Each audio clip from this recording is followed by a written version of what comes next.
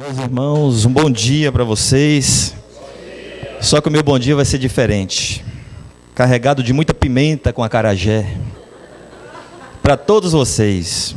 E nós queremos dizer que é uma satisfação muito grande nós estamos nesta casa, onde nós acompanhamos muitas palestras, né? Pela Rede Amigo Espírita, pelo nosso querido amigo Alamar Regis, né? Grandes companheiros desse movimento, deste ideal que nos favorece a todos os momentos. E a temática de hoje é uma temática muito interessante. É uma temática que vai tratar dos tempos atuais, dos desafios da atualidade.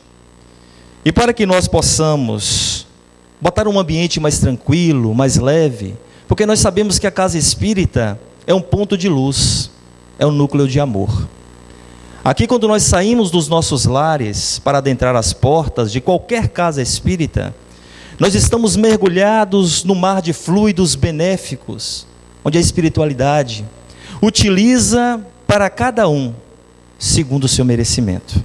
É a lei da justiça, maravilhosa, porque aquele que infelizmente não buscar, não será digno de receber. Então é por isso que nós, quando adentramos nesta casa, nós vamos fazer a primeira lição de casa. Ante tempos novos, vamos educar a nossa afetividade. Coisa que muitas vezes nós vamos esquecendo ao curso da nossa jornada evolutiva. E nós vamos exercitar da seguinte forma. Eu vou pedir a vocês que se levantem neste momento, por favor. E que nós, neste momento, possamos dar um bom dia e um abraço naquele que está ao nosso lado. Exercitando a afetividade.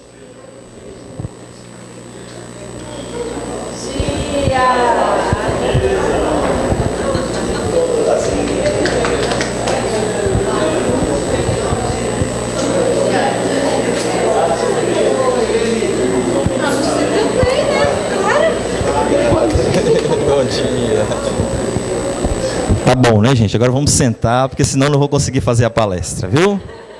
Não falei para vocês que nós somos carentes de afeto? Olha como o ambiente melhorou. Se estava melhor, está totalmente iluminado. Estão jorrando energias aí para fora. Então esta carência é que nós temos no dia a dia. Nós percebemos que aquele que senta na última fila para assistir a palestra, enquanto o que está na primeira, muitas vezes tem até vontade de conversarem, trocarem laços de afetividade, mas às vezes ainda são impedidos pelos nossos medos. Então é por isso que nós treinamos esses laços de afeto. Afeto que podem ser compartilhados na família. Porque a noite de hoje nós vamos fazer uma refletividade.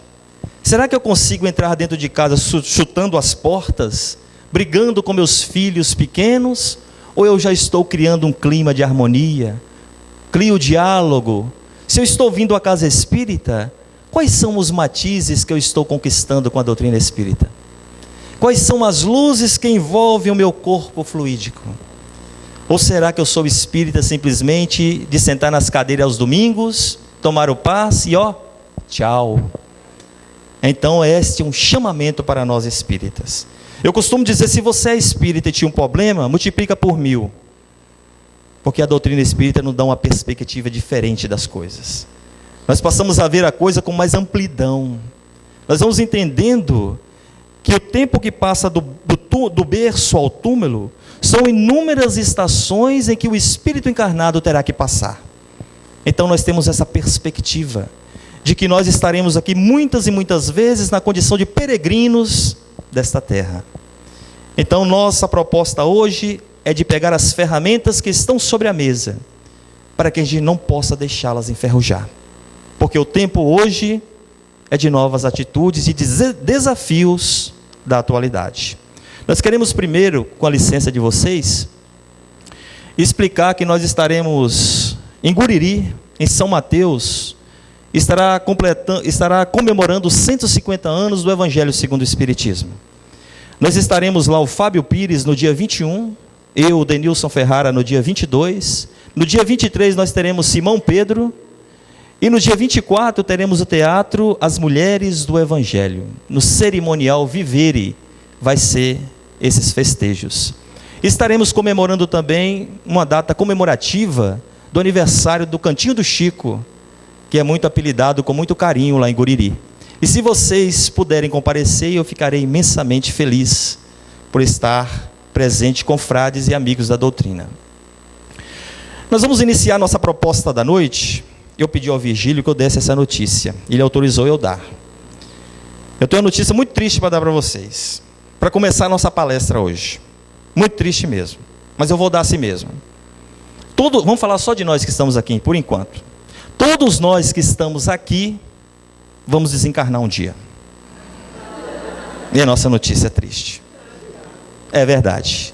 Todos nós que estamos aqui vamos desencarnar um dia. Mas será que eu já estou tomando as previsões necessárias da minha bagagem espiritual que me aguarda? Ou será que ainda dou muito valor à indumentária carnal, aos atos exteriores?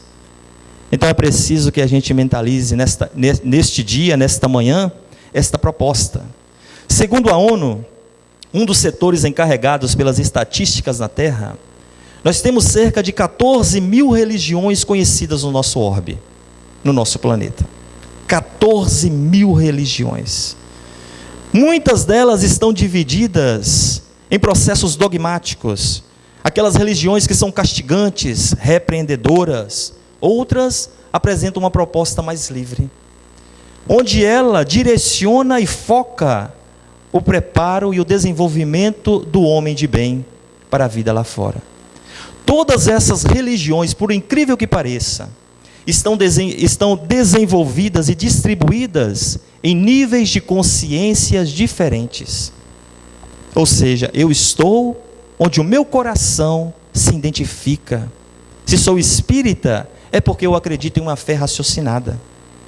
Uma fé onde eu acredito em Deus, porque eu uso a inteligência, o discernimento, né? Isso é muito importante. Então Arnold Toynbee, esse grande historiador inglês, pesquisador, afirmava e já estava frisado que a religião que mais se desenvolveu no século XX foi a religião chamada cientificismo. A ciência, ela passou a tomar conta dos espaços mentais, dos espaços culturais da criatura humana, de modo que se tornou a grande religião do século XX. E que muitos ainda se curvam-se diante do seu altar eletroeletrônico dentro do seu lar. Então a ciência, ela nos convida para fora, para a pesquisa do cosmo, para o homem que desbravou os abismos oceânicos, 11 mil metros nas Ilhas de Mariana, no Pacífico, para os extraordinários voos da medicina, da engenharia genética. Então, de todas as ciências que contribuem para o saber, ela nos propõe para ir para fora de nós. Então é por isso que nos dias de hoje, o homem nós percebemos que está aturdindo-se, se perdeu, e inquieto agora ele busca esta viagem para dentro de si, através das religiões. Eu fui fazer uma palestra em Minas Gerais. Chegando lá, encontrei uma senhorinha no final da palestra, muito simpática, carismática, e ela me disse assim: Denilson, adorei a tua palestra. Eu disse: imagina, eu não aceito elogios, porque nós estamos no mesmo barco e no leme está o nosso grande mestre Jesus a nos conduzir. Nós podemos estar alguns passos à frente, ou outros alguns passos atrás, mas somos todos iguais. Ela disse: mas eu farei mesmo assim. Eu adorei na palestra, nós estamos abordando o tema de Allan Kardec e das obras póstumas, né? E ela disse: eu adorei a palestra, mas quando você falou que a gente tinha que estudar Allan Kardec, eu não gostei. Eu, a senhora é espírita? Sou. Eu falei: por que a senhora não estuda Allan Kardec? Porque Kardec, meu filho, me dá dor de cabeça. Eu já pedi aos espíritos para me deixar calado, mas eu não consigo. E eu tentei ficar calado e não consegui. Eu disse: eu resolvo o problema da senhora. Ela disse: qual que é? 30 gotas de magnopirol, 2 comprimidos de pirona. Acabou a dor de cabeça, a senhora vai estudar Allan Kardec. E eu, como que nós vamos ser espíritas sem estudar as obras básicas?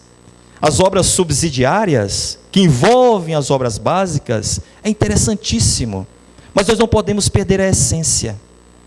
Isso é que é o fundamental para cada um de nós. O que pensar de um advogado que não sabe fazer uma petição? O que pensar de um dentista que não sabe o que é um canino, um premolar? O que pensar de um engenheiro que não consegue resolver um projeto de matemática? Então nós, aos espíritas, é dado estudar as obras básicas. Então é preciso que nós tenhamos este compromisso. E uma vez conhecendo este curso, que nós possamos aplicar lá fora, no dia a dia. Porque quando nós adentramos nas portas da casa espírita, é tudo muito bom. Todo mundo é fofo, todo mundo é irmão, estamos numa energia maravilhosa. Mas se eu sair lá fora e encontrar meu carro, depois que acabar a palestra, ele estiver arranhado, rapaz, se eu pego esse rapaz, ele vai sentir. Já esquecemos tudo, a palestra. Então a proposta é para que a gente possa vivenciar a doutrina fora das portas da casa espírita, para que a gente possa colocar em prática, porque todos nós temos esta capacidade. E continuando aqui, nós vamos ver. Denilson, você está falando que o espiritismo será a religião do futuro? Não, mas será o futuro das religiões. Isso é inevitável. Mas então será que no futuro nós seremos todos espíritas? Engana-se redondamente os espíritas que pensam dessa forma. Nós não seremos todos espíritas, toda a humanidade. Nós seremos espiritualistas. Quem nos disse isso foi Allan Kardec. Ele nos diz lá, no Livro dos Médiuns, no item 19 do capítulo 3. Antes de fazer o indivíduo espírita, fazei-o espiritualista. Kardec foi muito claro, para que a gente não possa forçar consciências, porque hoje o espírita, ele tem vamos dizer assim, um leque de informações muito grande a seu propósito. Tomara que pela misericórdia divina nós não retornemos ao plano espiritual e vamos dar uma passadinha lá acima de Sacramento. Sabe o que está nos esperando lá? A instituição de Eurípides Barçanufo, onde pela espiritualidade divina foi-lhe concedido criar uma instituição de abrigo para quem? Para nós espíritas, que retornamos ao plano espiritual em condições deploráveis. É o médium que não assumiu o compromisso na casa. É aquele passista, palestrante, que deixou a responsabilidade, porque lá fora o arrocha é melhor. Então tudo tem tempo, tudo tem hora, e nós muitas vezes retornamos e queremos reencarnar imediatamente. E aí há uma programação. As coisas não acontecem no estalar do dedo. Até lá, iremos conviver com a dor, com o remorso e com a culpa. Então, se hoje nós temos este volume de informações, é preciso que nós saiamos desse mar de queixas. Tudo para nós não está bom. Tudo para nós não está do jeito que eu quero. Então é preciso acordar para o que hoje nós temos nas mãos, para o que hoje nós somos.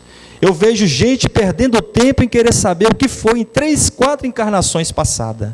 Eu digo, meu Deus do céu. Jesus nos disse que aquele que toma do arado e olha para trás, não é digno de entrar no reino dos céus. Porque ninguém renova, meus irmãos, olhando para trás. O arado, ele é puxado para frente. Ele faz a sucção da terra pela frente. Ele vai moldando para frente. E esta é a proposta do Cristo, para que nós possamos caminhar para frente. Porque na questão 612 de O Livro dos Espíritos, eles são bem claros. Nós não retrocedemos. O rio nunca retorna o curso na sua fonte. Ele continua sempre à frente. E esta é a proposta que a doutrina está nos dando neste momento. Eu andei pesquisando a palavra perseverar. Está lá no dicionário. Continuar, persistir numa opinião, num costume que seja bom. Só que nós vivemos isso aqui. Nós achamos que os nossos pequenos probleminhas são essa montanha imensurável que não há como resolver. Engana profundamente nós que pensamos desta forma. Nós precisamos perseverar.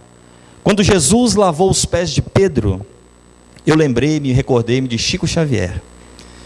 Chico, já nos momentos ágape da sua vida, onde devido às moléstias, às doenças, ele já não tinha a mesma movimentação, agilidade para andar, devido à desvitalização do seu corpo material. Ele andava com um amigo do lado, lhe dando o suporte para que ele pudesse caminhar.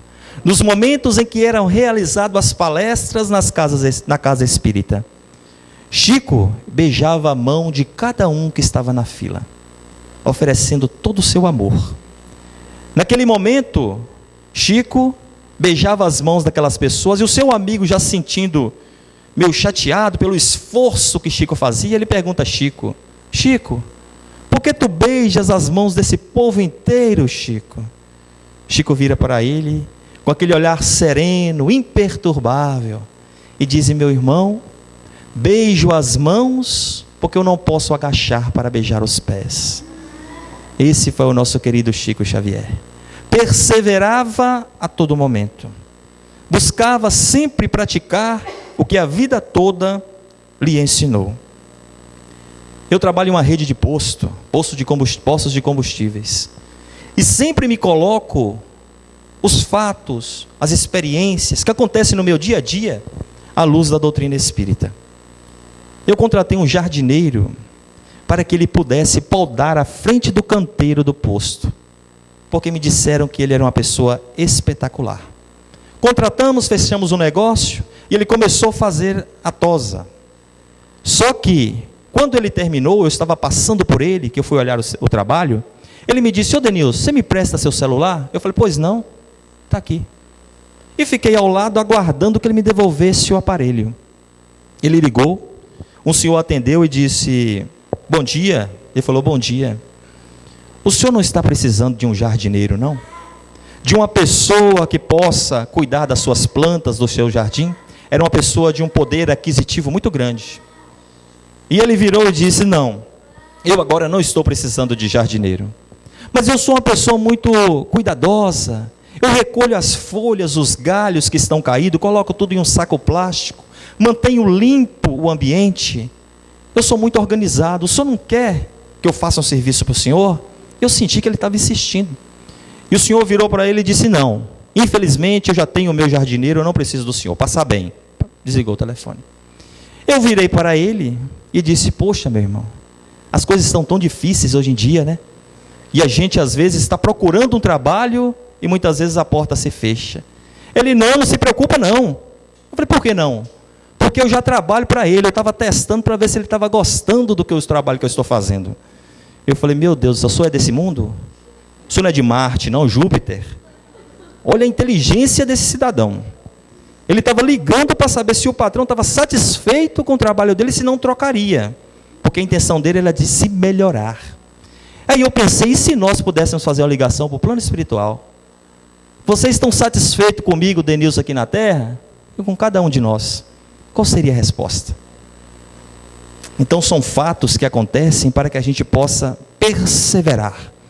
Diante de qualquer dificuldade, é preciso não cristalizar a nossa mente, e muitas vezes paramos em um certo ponto da caminhada, aguardando que o outro faça por nós. O compromisso é nosso. Eu tenho certeza que cada um de nós que está sentado aqui nesse momento, eu sei o que vocês falaram, antes de vocês encarnarem. Eu sei o que cada um falou e o que eu falei. Sabe o que nós falamos? Meu irmão, nessa encarnação, prometo que vou melhorar um pouco mais. Todos nós falamos isso. Só que quando nós mergulhamos no vaso físico, parece que nós temos uma amnésia espiritual. Porque nós não esquecemos de tomar o nosso café. Não esquecemos de almoçar. Não esquecemos de tomar o café da tarde. Não esquecemos de tomar o banho, assim eu espero. Todo mundo tome banho. Então, quando chega o compromisso na parte espiritual, por que nós esquecemos? Por isso é que é preciso acordar para as oportunidades. Eu costumo dizer que de todas as encarnações que nós tivemos aqui, esta foi a melhor que nós conseguimos chegar. Eu não queria conhecer o Vigílio em 10 encarnações passadas. Deus me livre. Eu não queria conhecer o Carlos. 3 encarnações passadas, 7. Pois se nessa que eu cheguei ao melhor ponto, ao melhor patamar, ao melhor nível, foi esta encarnação. Então é por isso que nós temos que aproveitar as oportunidades de sairmos da janelidade. O que é isso? Nós cruzamos os braços em cima da janela, contemplando apenas uma árvore. Enquanto o espírita tem capacidade de contemplar uma floresta inteira. Basta que nós assumamos o nosso papel de espíritas praticantes. Porque a proposta do século é experienciar a doutrina, vivenciá-la. E nós muitas vezes acomodamos e cruzamos os braços em certos pontos da caminhada evolutiva. Por isso é que nós precisamos acordar de qualquer maneira. Quando eu li o livro Há 2000 anos, eu meditei no Calvário de Lívia Lentúria. Ela era esposa do senador romano Públio Lentulus, que era, na época, Emmanuel. Esta mulher foi vítima de uma calúnia, que durou no leito conjugal durante 25 anos. Durante 25 anos ele afastou-se dela. Ela, porém, nunca o hostilizou, nunca o desrespeitou, nunca disse por que você está fazendo isso. Ela se manteve fiel até o fim. Até no dia em que ela troca de roupa com a escrava Ana e vai assistir os estudos do Evangelho do Cristo nas catacumbas romanas. E ela é pega pelos soldados tigelinos. Tigelino era o braço direito de Nero, chefe da guarda romana. Ela é levada aos calabouços de Roma e lá reconhece que ela é uma patrícia. Os soldados imediatamente a libertam. E ela faz com que Ana se passe por ela e Ana vai embora. Naquele momento, ela vai testemunhar Jesus nos círculos romanos. Esse espetáculo mórbido que aconteceu na nossa história. No dia aprazado, o senador Públio Lentulus estava sentado numa tribuna de honra. Ele olha para baixo, ela olha para cima, eles se reconhecem, mas já era tarde demais. As feras haviam sido soltas. Lívia foi consumida. Olhem que depois desse fato, Emmanuel gastou algumas encarnações para conquistar o seu grande amor. Numa delas, foi 50 anos depois, como um escravo. Outra, ele veio em Ave Cristo, mais uma encarnação. A posteriori, ele veio em Renúncia, até que ele vem para o Brasil como Manuel da Nóbrega. E ao lado de Anchieta, no Espírito Santo, dá a vida pelos silvícolas da terra e desencarna de Beriberi, até assumir o grande papel do missionário do Evangelho. Ninguém fez nada igual como Emmanuel. Ninguém destrinchou com tanta beleza, com tanta clareza o Evangelho do Cristo como Emmanuel. Ele fez caminho, verdade e vida.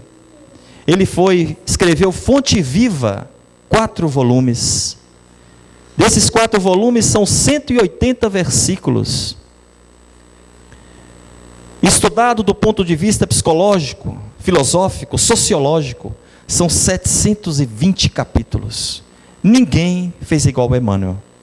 E segundo ele mesmo dizia, aos domingos ele se reservava para ir visitar Lívia, porque Lívia estava em planos muito mais elevados, e para se desintoxicar dos fluidos da terra, porque Lívia nunca mais encarnou na terra. Então valeu apenas 25 anos. Estas são histórias que devem estar na mente de cada um de nós, para que diante dos problemas que muitas vezes nós enfrentamos, nós possamos arrumar as soluções no que a doutrina nos propõe, o que é fundamental para os nossos dias. Eu sou espírita, e você? Essa é a grande questão, essa é a grande pergunta, porque nós muitas vezes temos até vergonha de falar que somos espíritas, principalmente se estiver no meio social. Você é de qual religião, meu irmão? Você falou o que mesmo? A gente engasga, nós não podemos. Mais uma experiência que eu passei, são testes. Eu estava em Itabatã, na Bahia, trabalho lá e moro em Poço da Mata.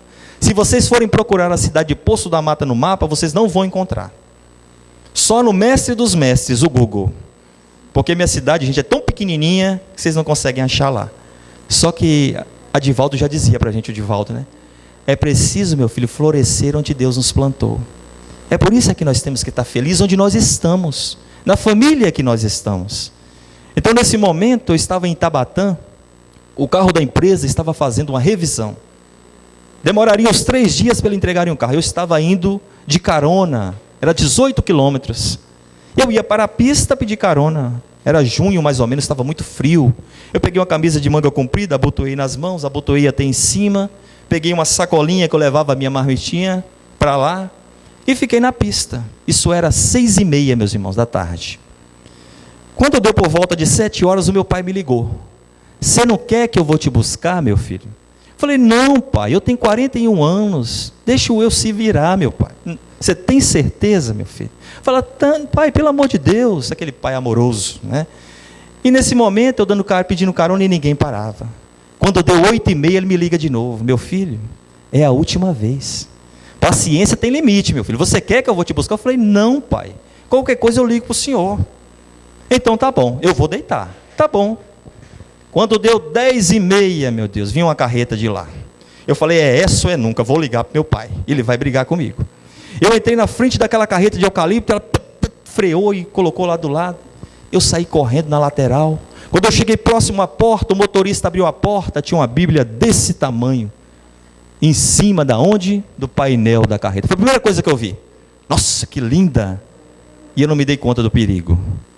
E eu cheguei perto dele, ele falou assim, meu irmão, se é de qual religião, meu irmão? Eu falei, meu Deus, perdi a carona, que eu vou falar que eu sou espírita. 10h30 da noite. Eu falei, olha, meu irmão, eu sou espírita, mas não é daquela de bater tambor e sair fumaça, não. Eu falei, não, aquilo não é espiritismo não, meu irmão, você está enganado. Pode ser religiões com descendências africanas, trazidas pelos escravos, na época dos navios negreiros, mas isso não é espiritismo. Espiritismo é totalmente diferente. Foi ficando meu amigo, conversei com ele, fui explicando, ele me disse, o teu evangelho é igual à minha Bíblia? Eu falei, se não for melhor é igual, né? Mas é maravilhoso, você precisa conhecer, porque Deus está presente em todas as portas. Ele começou a entender, e eu passei a dar ele um evangelho de presente. Até hoje ele passa no posto, conversa comigo. Então é questão de nós muitas vezes assumirmos o que nós somos. Ah, mas eu sou espírita kardecista. Isso é só para amenizar, você tem que ser espírita, né? Kardec foi o codificador, e nós muitas vezes criamos um tempero para a gente poder facilitar as coisas. É por isso que nós devemos conhecer aquilo que nós abraçamos, aquilo que hoje nós estamos seguindo de qualquer maneira. No livro A Caminho da Luz, na Gênese Planetária, no capítulo 1, Emmanuel vai nos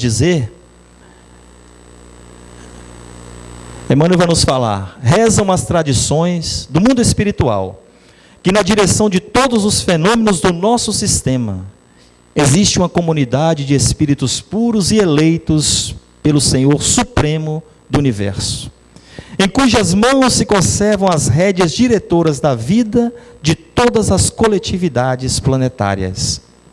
Esta comunidade de seres angélicos e perfeitos, da qual Jesus é um dos membros divinos, ao que nos foi dado saber, apenas se reuniu nas proximidades da Terra para a solução de problemas decisivos da organização e da direção do nosso planeta por 2 vezes no curso de milênios conhecidos. A primeira vez que esta pleiade de espíritos se reuniu foi para verificar quando o orbe terrestre se desprendia da nebulosa solar, a fim de que se lançassem no tempo e no espaço as balizes do nosso sistema cosmogônico. E a segunda vez foi quando se decidia a vinda do Senhor à face da terra, trazendo à família humana a lição imortal do seu evangelho de amor e de redenção. Muitos acham que essa terra ela é muito recente. São 4,5 a 5, vamos colocar 4,5 bilhões de anos. Jesus já recebia da bondade celeste um pedaço, uma massa dessa nebulosa solar que era colocada em suas mãos.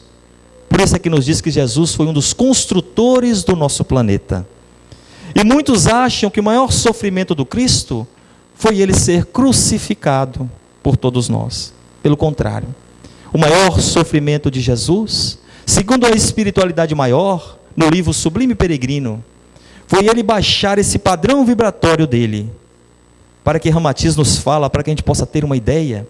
É como você pegar, tirar essas flores e colocar toda a luminosidade do sol dentro desse jarro. Foi isso que Jesus fez. E este processo, meus irmãos, durou 1 milênio, 1000 anos, para que ele pudesse condensar as suas energias a chegar a conquistar um lugar na entrada deste planeta. Então conta os espíritos superiores que o acompanharam nessa descida vibratória, que esse foi os momentos em que Jesus mais sofreu por nós, vindo aqui, se fazendo pequeno para que nós fizéssemos grandes. Então a espiritualidade trabalha organizadamente em nosso benefício, e nós não estamos abandonados, pelo contrário, nós temos um suporte, uma assistência muito grande em nosso benefício. E é por isso que nós devemos aproveitar a oportunidade agora. A hora é daqui a pouco, não amanhã, semana que vem, quando eu estiver em uma idade mais avançada. A proposta da doutrina é que nós possamos vivenciá-la neste momento, porque nós só temos a ganhar com isso. E continuando aqui, ele nos diz: mas o progresso que cada homem realiza individualmente durante a vida terrena é coisa insignificante, e no grande número deles até mesmo imperceptível. Como então a humanidade poderia progredir sem a preexistência e a reexistência da alma? Nós só podemos progredir através da reencarnação. Nós temos hoje no nosso planeta cerca de 7 milhões de habitantes, bilhões de habitantes. Segundo a espiritualidade nos informa, nós temos 3 a 2 vezes o número de desencarnados no plano espiritual. Foi para 21 bilhões de habitantes. Encarnados, desencarnados, mais ou menos, ou até mais. Nós não podemos dizer que nós temos essa informação correta. Mas segundo a espiritualidade, muitos, e a grande maioria, estão no plano espiritual. E nós muitas vezes nos perguntamos: encarnados, para onde vai tanta gente que desencarna? Para onde vai tanta gente que são acometidos pela vida, através das BRs das nossas estradas, pelas violências, pelos jovens que hoje estão usando as substâncias psicoativas, as drogas, desencarnando em tenra idade? Para onde vão tantos espíritos que desencarnam? Então nós espíritas temos que pensar que nós devemos chegar pelo menos, na condição de auxiliares de trabalhadores. Não vamos criar a pretensão de chegar como trabalhadores, porque até o próprio André Luiz não chegou nessa condição. Então cabe a nós mantermos distante da ociosidade, porque nós temos que entender que nós somos muito mais do que esta argamassa que nós estamos tendo neste momento. Este corpo que serve de instrumento para o aprimoramento espiritual. Nós temos que entender que nós temos 60 trilhões de células. Nós temos 100 bilhões de neurônios. Nós temos 5,5 litros de sangue. São 206 ossos. São 5 bilhões de células olfativas. São 5 milhões de glândulas sudoríparas por 1 centímetro de pele. São 400 mil fios de cabelo. Quem duvidar pode começar a contar, porque eu pesquisei. Então nós vamos ver que nós estamos envolvidos em uma vistosa embalagem, que durante um processo de metabolismo chamado entropia, o indivíduo começa a morrer a partir do momento que ele nasce. Então nós temos que aproveitar as nossas oportunidades, valorizar o que nós temos nas mãos hoje, são as ferramentas, porque se nós colocarmos, quando chove, geralmente fazem as poças de água, se nós deixarmos aquela poça de água parada naquele local, ela começa a exalar um cheiro, começa a criar lodo em volta daquela poça. Você imagina se nós pararmos diante dos nossos compromissos, o que vai acontecer de nós? Nós somos criados para nos movimentar, para buscar constantemente a nossa evolução. A caminhada na jornada evolutiva exige trabalho, exige comprometimento, porque senão voltaremos em muitas e em muitas encarnações. E mais uma vez ele diz aqui, uma visão da vida. Essa senhorinha chama Vovó Cambinda, ela está fazendo um sucesso danado na internet. De acordo com seus conselhos, simples, objetivo e verdadeiros. Ela fala: filho, se a dor for grande, a fé tem que ser maior. Falou tudo para a gente, o que a gente precisa ouvir. Porque hoje, quando nós nos deparamos, parece que a Bíblia está na moda. Você sai na rua, todo mundo anda com a Bíblia debaixo do braço, querendo te pregar o juízo final, querendo te dar a chave do reino dos céus, querendo te ensinar como deve ser feito para nós nos comportarmos diante do fim do mundo. E nós vamos percebendo que nunca se falou tanto do diabo como nos dias de hoje. Eu costumo dizer que o diabo está na moda. Todo mundo quer falar do diabo. Eu fui, não tem 3 meses, mais uma vez eu pedi a espiritualidade para mim ficar calado, gente. Eu peço, eu juro para vocês. Chegou um amigo meu, dotado de uma chalaça, de uma ironia, conhecido. Ele me viu na rua e falou: Denilson, faz favor. Eu fui.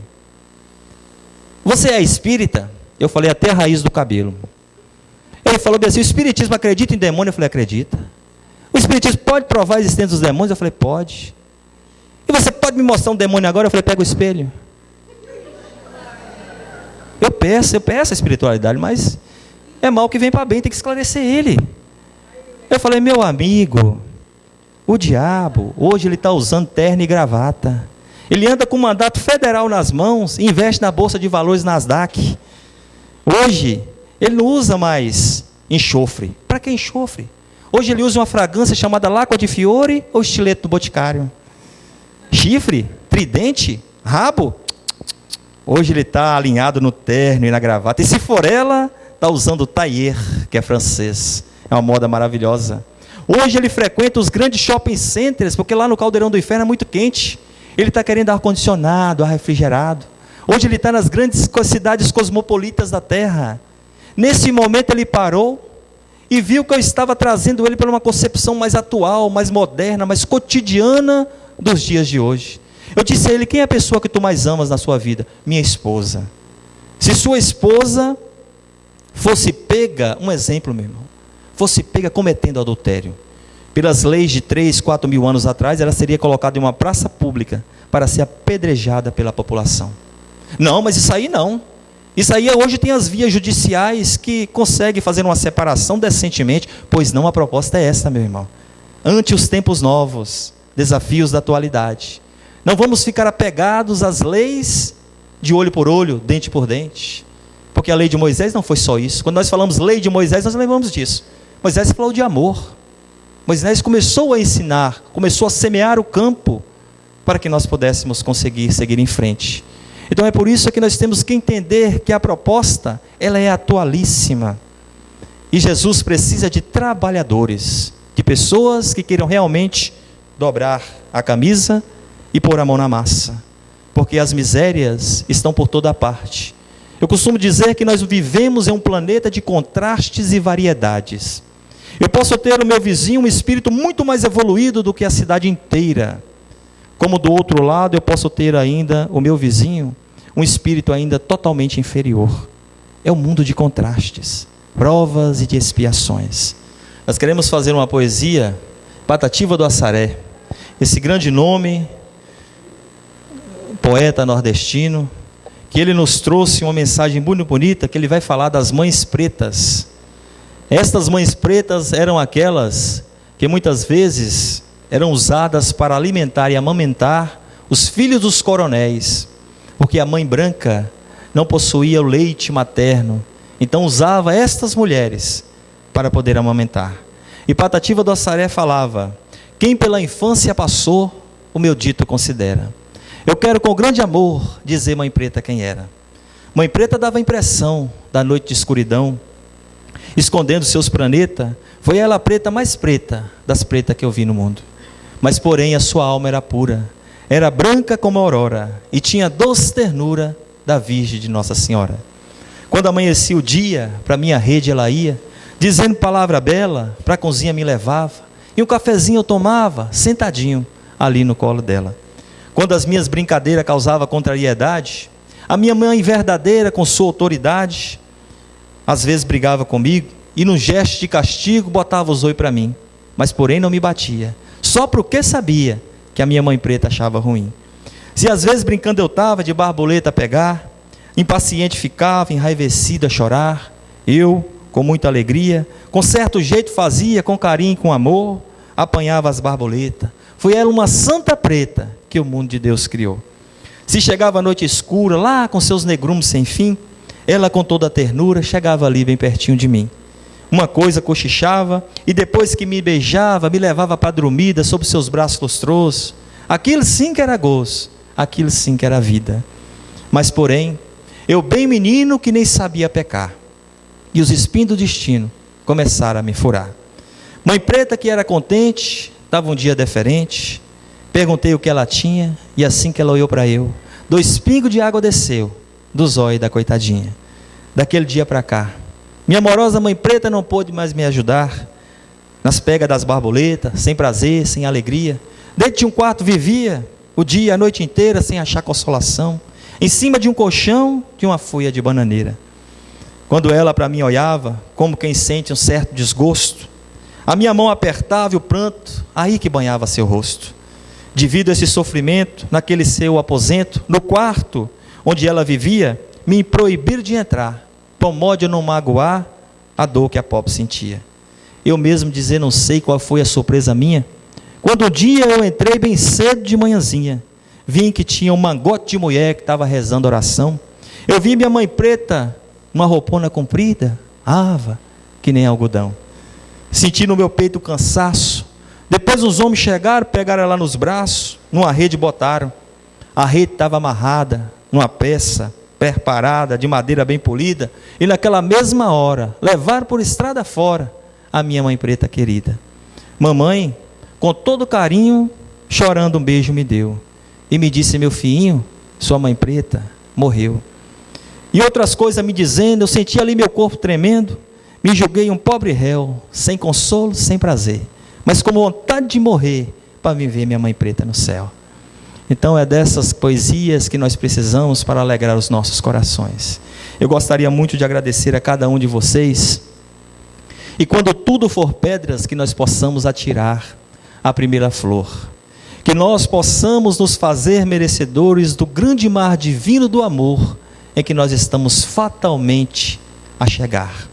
A doutrina espírita, ela não nos proíbe nada, ela não nos exige nada, mas ela espera tudo.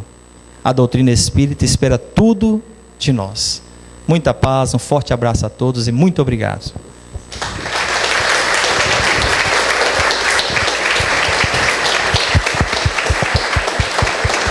Eu esqueci, eu ainda vou cantar uma canção para vocês, chamada Chico Xavier. Está no meu CD, e eu costumo dizer que foi uma bênção, foi assim um presente da espiritualidade. 2 minutos eu compus essa canção, e olha que eu não sou médio, hein, gente?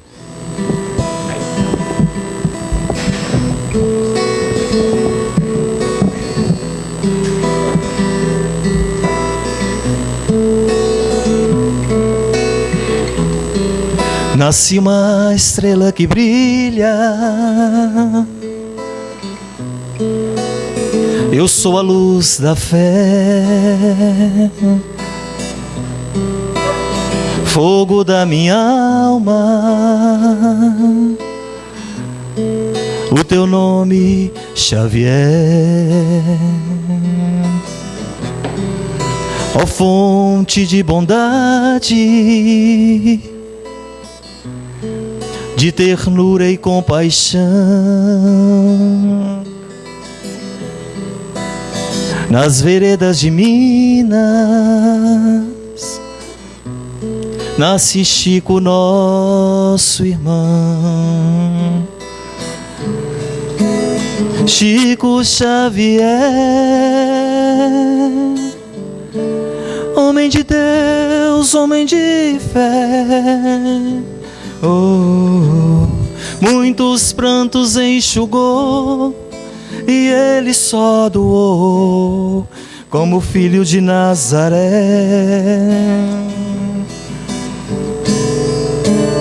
Chico Xavier, quanta saudade nos deixou. Oh Chico, retornou à pátria amada, e hoje sei que tua jornada é junto ao Senhor. Lalaiá, lalaiá, lalaiá.